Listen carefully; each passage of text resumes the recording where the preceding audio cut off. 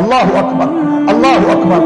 آج ہم کہنا چاہیں گے اپنی بہنوں اور بیٹیوں سے، اللہ کی بندیوں تمہیں کیا ہو گیا ہے؟ تم شادی کے بعد یہ مطالبات اپنے شوہر سے کیوں کر رہی ہو، جس کی وجہ سے تمہارا گھر اجڑ جاتا ہے، تمہاری طلاق ہو جاتی ہے، تم تنہا رہ جاتی ہو، تم علیحدگی کا شکار ہو جاتی ہو کہ ہم نے علیحدہ گھر لینا ہے، میں اپنے ساس سسر کی خدمت نہیں کر سکتی۔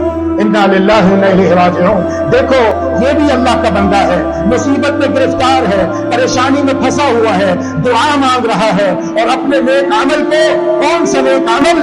والدین کی خدمت، والدین کی خدمت کرنا۔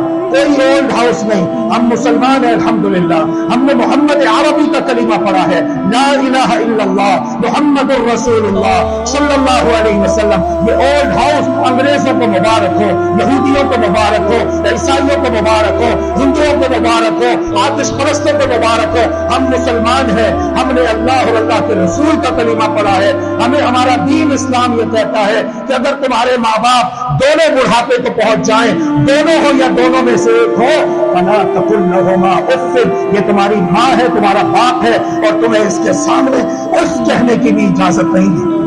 فلا تقل لهما اف، تم نے ان کے قدم دھو دھو کر پینے ہیں۔ اگر تمہیں جنت چاہیے تو ماں باپ کی خدمت کرنی ہے، اللہ کا بھی حق ادا کرنا ہے اور اپنے والدین کا بھی حق ادا کرنا ہے۔ تم دنیا میں خود بخود نہیں آ گئے، بلکہ ان ماں باپ کے ذریعے سے اللہ نے تمہیں دنیا میں لے کر آیا، تمہارے ماں باپ کو وسیلہ بنا کر۔